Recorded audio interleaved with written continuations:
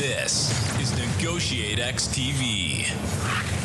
Hey everyone, thanks for joining us on the NEGOTIATEx podcast. We are continuing our conversation with Adrian Goodwin, law enforcement practitioner, author, entrepreneur, and speaker. If you haven't already checked out part A of this show, be sure to do that first. Let's jump in the conversation with Adrian.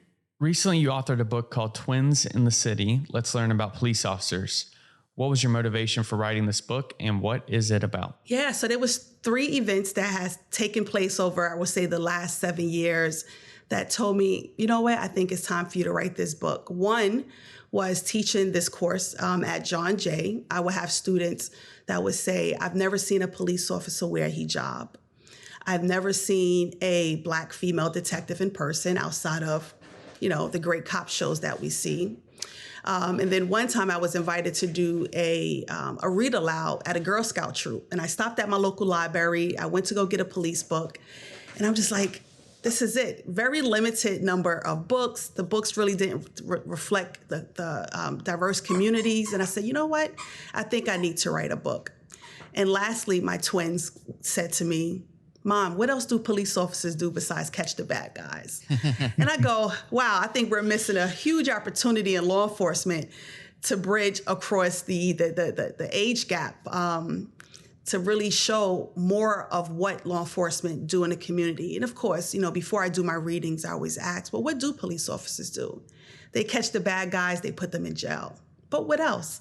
And then at the end of the story, they're able to add more context to that. But Twins in the City, Let's Learn About Police Officer is a book that highlights the positive interaction that law enforcement have within the community. And as children read the book, they'll get to see people from all diverse backgrounds. They'll get to see a police officer wearing a hijab, a Black police officer, someone wearing a turban, someone speaking Spanish, interacting in the community at different various events. And I think that's important to bridge the gap, inspire children to maybe one day see themselves as police officers. But what I love the most are the stories from the parents that go, I never knew this.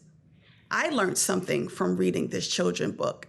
So it's the cornerstone to conflict resolution, because that's where it starts, is the appreciation and understanding of those from various backgrounds. Will there be, now you have your own twins, are there going to be other Twins in the Cities books? Any plans for that? Are we looking for a second, a next one? I'm thinking about it. Okay. Yeah, definitely. It's a lot of work writing a book, especially a children's book, right? It's a lot of work in marketing and, putting it out there, but we'll see if I can find some time in between everything else. We know people are enjoying the book, but the biggest test is, how do your twins, what do they think about the book? They love it. When they don't have school, we'll take them out to different reading events and they'll get to introduce themselves. So it's building their confidence, their public speaking skills. So which is great to see them. And, the little kids go, wait, that's you? Like, you're the character in the book? But then for them to say, like, you're a police officer and you're an author. So it's like, oh, wow, that's pretty cool. Like, I didn't know that police officers spoke different languages. I didn't know that they come from different parts of the world or wear different hats. I have seen, how law enforcement has changed over the time since I've been on the job, where uniform and policies have changed to welcome and embrace the awareness of members from diverse backgrounds, from wearing, the regular police hat to having a turban and having a shield affixed to the turban. I think that's wonderful to see, and it's important for those communities to be able to see themselves in law enforcement. And I'll just share this quick story with you guys. My husband and I did a speaking event at our local school in the city, and one of the girls came up to the table and she said, I would like to be a police officer, but how can I? And she went like this. She pointed to her hijab. She's like, how can I be a police officer? And I looked at my husband and go, this is why we're writing this book. And I've been, able to share stories with her. And she just said, I never seen this before. So even in high school. So the book adds value. So your book isn't the only way you seek to foster more positive relationships between law enforcement and the communities they serve. Could you share a bit more about some of the other work you do and why it's so vital given today's societal dynamics? Yes. Shirley Chisholm once said that service is the rent that we pay for the room to be here.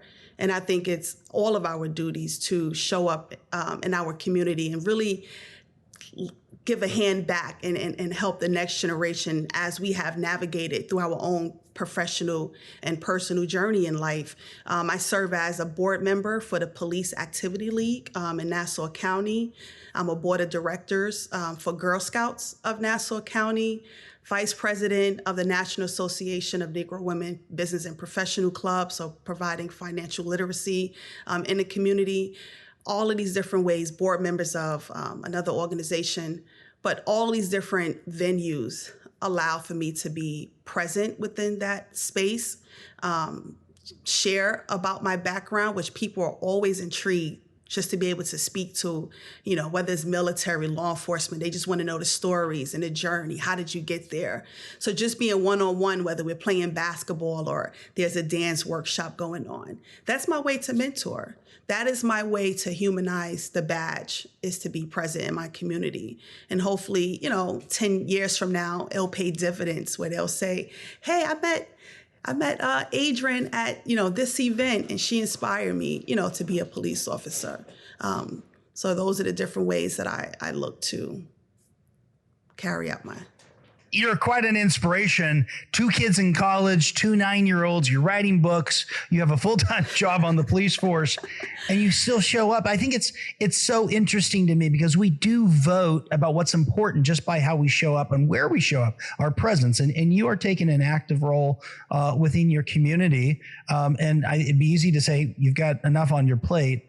Boy, thanks for the challenge that you're kind of throwing up to the rest of us to say, what are we doing in our own communities? Yeah. When you do what you love, it doesn't feel like work.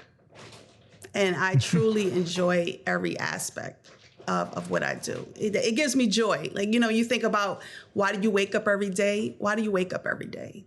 What's your purpose here on earth? And that's what keeps me going. Your commitment to youth empowerment is evident. How do you approach speaking with younger audiences, and what impact do you hope to achieve through these interactions? All of the venues I just shared, as far as my leadership in these organizations, having opportunities to speak at schools all throughout the city, do workshop events. I do cyberbullying workshop events, just encouraging kids to, hey, you can dream. You can be anything that you want to be. Just providing kids with that resource and the outlet and just the information and knowledge so they can form their own opinion and have their own perspective of what law enforcement is.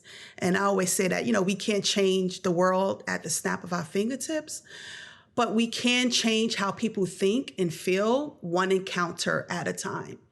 We have the power to change how someone think and feel about you as an individual first, but then you and your profession and your role as a law enforcement officer, a teacher, a lawyer. You have that power, and how you show up is very important. And I love the long-term perspective you shared. You said earlier you were saying that these interactions, it may take 10 years to see the payoff, the return on investment, the dividend on that interaction. But investing now is so important to what you're doing. Yeah. Civil dialogue, which is something you focus on, and it's on the intersection of justice and peace, is, I would say it appears to be lacking, but maybe I just should call it what it is and says it is lacking in so many circles today, politically, socially, and so on. And I believe that this is probably made worse because of social media, the ability to throw things out there and not have to be accountable to them. You've mentioned about being present in our communities. What else should those of us that are working in the field of negotiations and conflict resolution, what else should we be doing to help others engage in more constructive civil discourse? And even to frame this, just one more piece to this, Adrian, framing it in 2024, we have a political presidential election upon us this year, and we can probably all anticipate it's going to get nasty before it gets better, if it gets better. Anyways, what should those of us that specialize in this field be doing so that we could, again, civil discourse? Absolutely. It's lost. Yeah. I don't know what happened. And I think social media has been part of the demise of how we show up and treat one another. I think for the generation that's coming behind us, it's important to share why effective communication is key, why we should be focused on building healthy relationships, not just personally, but professionally as young adults, young professional, the importance of seeking job employment, scholarship, business opportunity, networking. We have to share what is the benefit? Like, what is all this talk about conflict resolution and, negotiation? What does this really mean in layman's term so that these kids can understand the importance of, okay, this is how I need to show up. This is what I need to do. But also focusing on the end goal. What do we want for our society? What do we want it to look like, feel like? How do we want to treat people? And then we have to be the model in that as negotiators. We have to model the behavior in every aspect of our lives. And I think that's the most important thing to do. And first is going to start within your home, and then hopefully your children and those that are around you model in that behavior. And hopefully the remnants of that begins to spread, and we can really bring everyone back to the fold. So I wanted to circle back to something we said earlier about, how in the other bureau, they were like, hey, let's get Goodwin over here. When you arrive on scene, is there a process that you go through to get caught up and get a good solid foundation before you go into the negotiation, or how does that exactly work for you? Oh, yeah. So you never just go directly to the suspect at that scene. We have a truck, a Tyru truck, or we may just be standing off from where the incident is taking place. And I get debriefed. We all kind of get caught up as to what got us to the situation, why is this person here, what are some of the tactical advantages that we have tried, where did we fall short, and just where are we right now, and what is the goal, right? Outlining the goal in this case, and that was important. So once I came in, we outlined all of that, and me being a mom, empathetic on my way there, and I knew how long this negotiation was going on, I was like, you know what? This guy is probably hungry. Let me just stop at McDonald's and grab a sandwich. Very cool. So I arrived to the scene with the sandwich. Yeah, very just cool. Because I knew he probably was hungry. Yeah. Not something everybody would probably think of as they're processing this and getting ready to walk into a pretty stressful situation. Yeah. At NEGOTIATEx, we're focused on elevating one's ability to influence through purposeful negotiations. What advice do you have for someone in any walk of life or profession to be more intentional or purposeful in their daily negotiations? You know what? The importance that everyone should have is focusing on prioritizing active listening skills, understanding the other person's perspective, and clearly outlining your goals as an individual beforehand. Being clear and concise about what you want and what you need is extremely important so that there is no misunderstanding. I think that's where things kind of get lost, is where we are not on the same page, but also operating with the mindset of a collaborative mindset.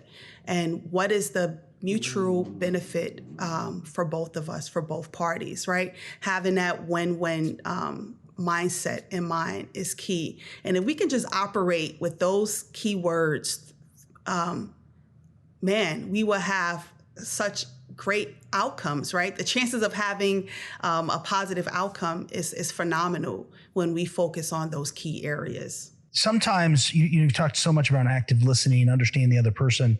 You're doing this in situations where you may not see them. I mean, I'm guessing most of the time it's behind a door. It's through a cell phone.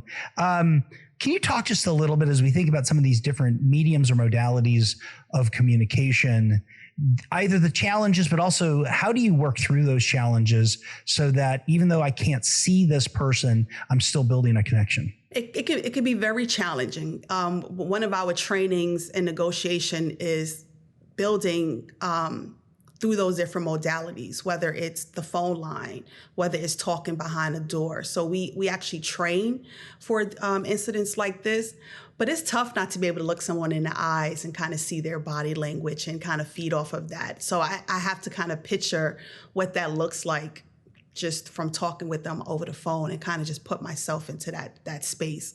But yeah, it's a huge challenge communicating via phone, which we do quite often. Yeah, and practicing what practicing what you're going to have to do is so important. You mentioned being rooted in faith. I would say that's a key part of my motivations too. How do your values and beliefs impact not only the work you're doing every day, but also the perspective that you take long term as an influencer for good and positive change? My values guide my decision each and every day. How I show up, ethics, being authentic to who I am, treating people with respect and dignity. That is so important to me. I always say, you want to leave people with their dignity. You want to meet them where they are and kind of help them navigate through, whatever challenges and negotiation's not always bad. It's good. Like, I don't want negotiations to be like this somber thing where it's just so depressed and like, but negotiations are good, right? We always in negotiations, conflicts, with ourselves and achieving different personal goals. But it helps me to build positive influence throughout my day. And that helps with me in my role, in my profession. It helps me as an entrepreneur. It helps getting speaking engagements. It's all about my presence and how I show up. And I think that's been my key. It's been such a game changer for me is the fact that people just like, man, there's something about you. Like, you're just so down to earth. You're real. I feel this great energy from you. You treat people the way you want to be treated. And it shows, you know how it works? When people vouch for you and you're not even there. When people are in those spaces and go, hey, Nola, like, that's the guy, like, Ahmed, that's the guy. Reach out to them. Those guys are great. They're going to treat you well. That's when you know that you're leading a life that's built off of empathy and, being authentic to yourself and people. Yeah, I love that. And you're dealing with sometimes people who would be easy to dismiss as someone that maybe I don't have to show that respect or leave with their dignity. I imagine some of our listeners are, even if it's not maybe the equivalent of the situations you're in, saying, Adrian, you just don't know the person I have to work with. They're a real jerk. They're just not pleasant. They are, whether it's a boss or a client or a supplier or whoever it might be. How, other than kind of being rooted to your values, as you were saying, and these, authenticity around empathy, what's your kind of guidance for a relationship is important even when you're going to maybe make the assumption it's not, and dealing with a difficult person, here's how you do it. What I would say is that we're not in this world by ourselves.